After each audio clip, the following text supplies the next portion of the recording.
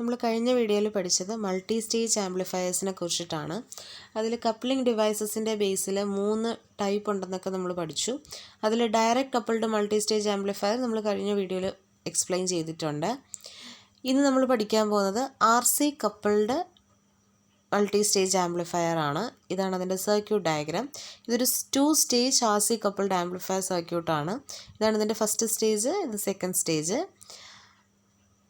ഒരു ഫസ്റ്റ് സ്റ്റേജിൻ്റെ ഔട്ട്പുട്ടും സെക്കൻഡ് സ്റ്റേജിൻ്റെ ഇൻപുട്ടും തമ്മിൽ കപ്പിൾ ചെയ്തിരിക്കുന്നത് through a parallel resistor and a കപ്പാസിറ്ററാണ്. ഇത് RC അല്ല, CC ആണ്. പ്രിൻറ്റിംഗ് മിസ്റ്റേക്കാണ്. RC എന്ന് പറയുമ്പോഴത്തേക്ക് ഒരു പാരലൽ റെസിസ്റ്റർ, അതുപോലെ തന്നെ ഒരു കപ്ലിംഗ് കപ്പാസിറ്റർ CC. ഇവിടെ നമുക്ക് കാണാം സെക്കൻഡ് സ്റ്റേജിൻ്റെ ഔട്ട്പുട്ടിലും ഒരു പാരലൽ റെസിസ്റ്റർ RC ഉണ്ട്, ഒരു കപ്ലിംഗ് കപ്പാസിറ്റർ CC ഉണ്ട്. ഇനി ഈ കപ്ലിംഗ് കപ്പാസിറ്റർ CC വെച്ചിട്ട് നമ്മൾ തേർഡ് സ്റ്റേജിൻ്റെ ബേസിലോട്ട് കണക്ട് ചെയ്യുമ്പോഴത്തേക്ക് കണക്ട് ചെയ്തിട്ടാണ് നമ്മളൊരു കാസ്കേഡ് അറേഞ്ച്മെൻറ്റ് അവിടെ ചെയ്യുന്നത്. ഓക്കെ, ഒരു റെസിസ്റ്റൻസും ഒരു കപ്പാസിറ്റൻസും യൂസ് ചെയ്ത് കപ്പിൾ ചെയ്യുന്നത് കൊണ്ടാണ് റെസിസ്റ്റൻസ് കപ്പാസിറ്റൻസ് കപ്ലിംഗ് അല്ലെങ്കിൽ RC കപ്ലിംഗ് എന്ന് ഇതിനെ പറയാൻ കാരണം. അതുപോലെ തന്നെ ഇതൊരു ലോ കോസ്റ്റ് ആണ്. നമുക്ക് വൈഡ് റേഞ്ച് ഓഫ് ഫ്രീക്വൻസിയിൽ നമുക്കിതിനെ യൂസ് ചെയ്യാൻ പറ്റും. അതുപോലെ തന്നെ ഒരു വോൾട്ടേജ് ആംപ്ലിഫിക്കേഷന് വേണ്ടിയിട്ടാണ് ഇത് മെയിനായിട്ട് നമ്മൾ യൂസ് ചെയ്യുന്നത്. ഇനി നമ്മൾ അറിയേണ്ടത് resistance R1, R2, RE from the biasing and stabilisation network. ഈ R1, R2, RE ഇത് മൂന്നും ബയാസിംഗ് നെറ്റ്വർക്ക്സ് ആണ്, അല്ലെങ്കിൽ സ്റ്റെബിലൈസേഷൻ നെറ്റ്വർക്ക് എന്ന് പറയും.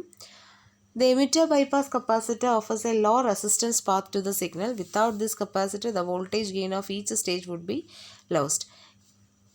ഒരു എമിറ്റർ ബൈപ്പാസ് കപ്പാസിറ്റർ ഉണ്ട്. ഇതെന്ന് പറയുന്നത് ഒരു ലോ റെസിസ്റ്റൻസ് പാത്ത് ആയിരിക്കും പ്രൊവൈഡ് ചെയ്യുന്നത്. The coupling capacitor CC transmits AC signal but blocks DC. അതുപോലെ തന്നെ ഈ കപ്ലിംഗ് കപ്പാസിറ്റർ, ഒരു കപ്പാസിറ്റർ എന്ന് പറയുമ്പോൾ എപ്പോഴും ACയെ പാസ് ചെയ്യും, DCയെ ബ്ലോക്ക് ചെയ്യും.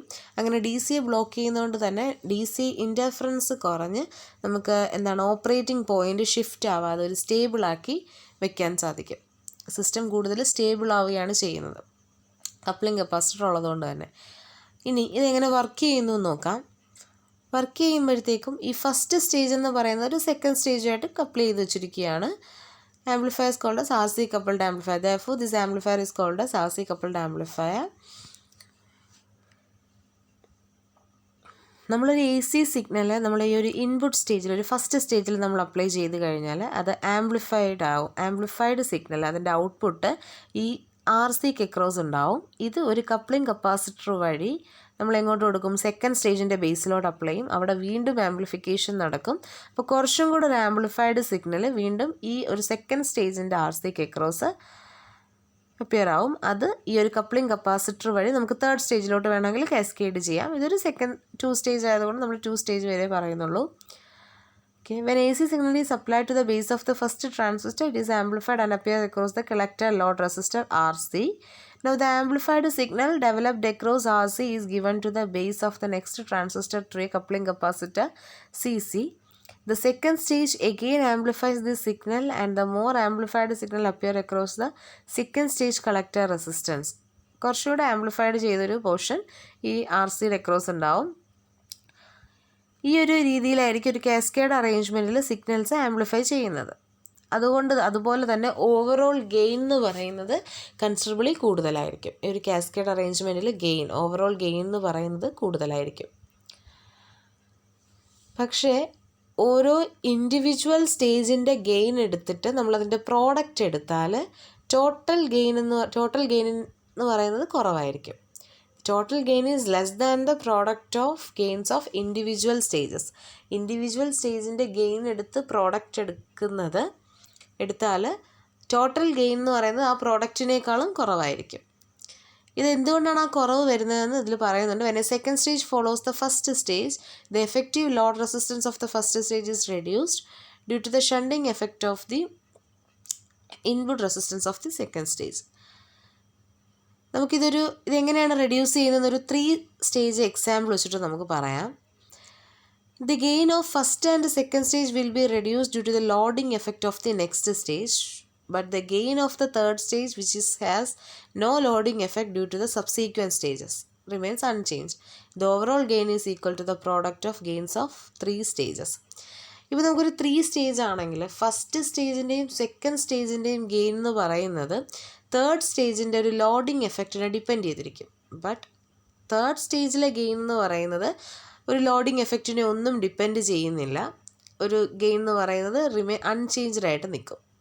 ഒരു ഓവറോൾ ഗെയിൻ എടുക്കുന്നത് എങ്ങനെയാണ്? ഈ 3 സ്റ്റേജിൻ്റെയും പ്രോഡക്റ്റ് എടുത്തിട്ടാണ് നമ്മൾ ഓവറോൾ ഗെയിൻ നമ്മൾ എടുക്കുന്നത്. The overall gain is equal to the product of gain of 3 stages. ഈ 3 സ്റ്റേജസിൻ്റെയും ഓവറോൾ ഗെയിൻ എടുക്കുന്നത് നമ്മൾ പ്രോഡക്റ്റ് എടുത്തിട്ടാണ്. ഒരു 3 സ്റ്റേജിൻ്റെ ഒരു എക്സാമ്പിൾ ചെയ്യുമ്പോൾ ഫസ്റ്റ് 2 സ്റ്റേജിലും എന്താണ് ഗെയിൻ കുറവായിരിക്കും ഒരു ലോഡിങ് എഫക്റ്റ് കാരണം. പക്ഷേ തേർഡ് സ്റ്റേജിൽ ആ ലോഡിങ് എഫക്റ്റ് വരാത്തത് കൊണ്ട് അവിടെ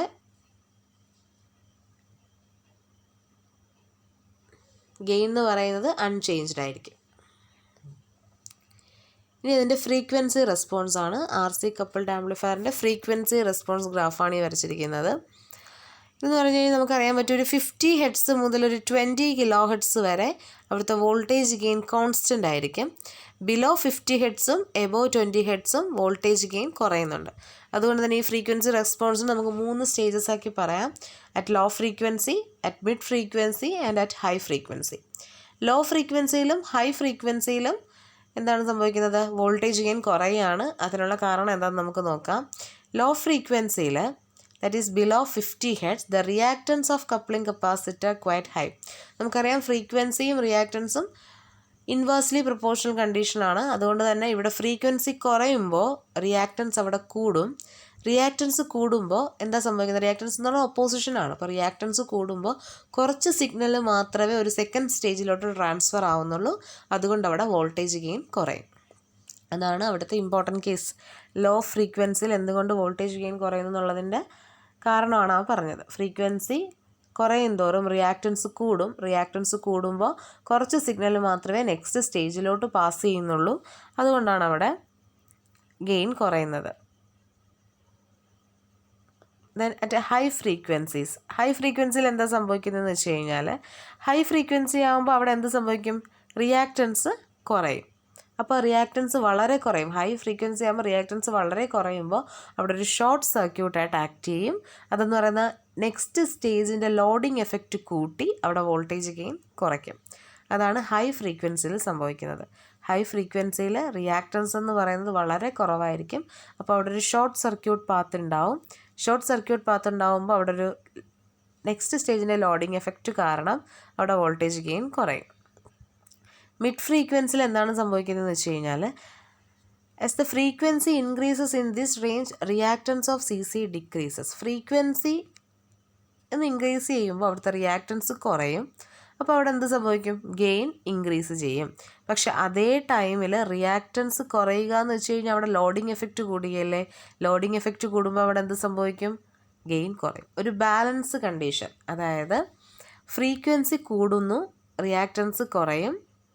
റിയാക്റ്റൻസ് കുറയുമ്പോൾ അവിടെ വോൾട്ടേജ് ഗെയിൻ ഒന്ന് കൂടി. അതേ ടൈമിൽ തന്നെ റിയാക്റ്റൻസ് കുറഞ്ഞു കഴിഞ്ഞാൽ നെക്സ്റ്റ് സ്റ്റേജിൻ്റെ ലോഡിങ് എഫക്റ്റ് കാരണം വോൾട്ടേജ് ഗെയിൻ കുറയും. ഒരു ബാലൻസ് ആയിട്ട് അതൊരു കോൺസ്റ്റൻ്റ് ആയിട്ട് നിലനിൽക്കും. ഒരു 50 ഹെർട്സ് മുതൽ 20 കിലോ ഹെർട്സ് വരെ ഒരു മിഡ് ഫ്രീക്വൻസി റേഞ്ചിൽ സംഭവിക്കുന്ന അതാണ് ഒരു balance condition. These 2 factors almost cancel each other. അപ്പോൾ ആ 2 ഫാക്ടറും ക്യാൻസലായിട്ട് ഒരു യൂണിഫോം ഗെയിനിൽ, ഒരു കോൺസ്റ്റൻറ്റ് ഗെയിനിൽ അത് നിൽക്കും. അതാണ് അവിടെ സംഭവിക്കുന്നത്. ഇതാണ് frequency response of RC coupled amplifier.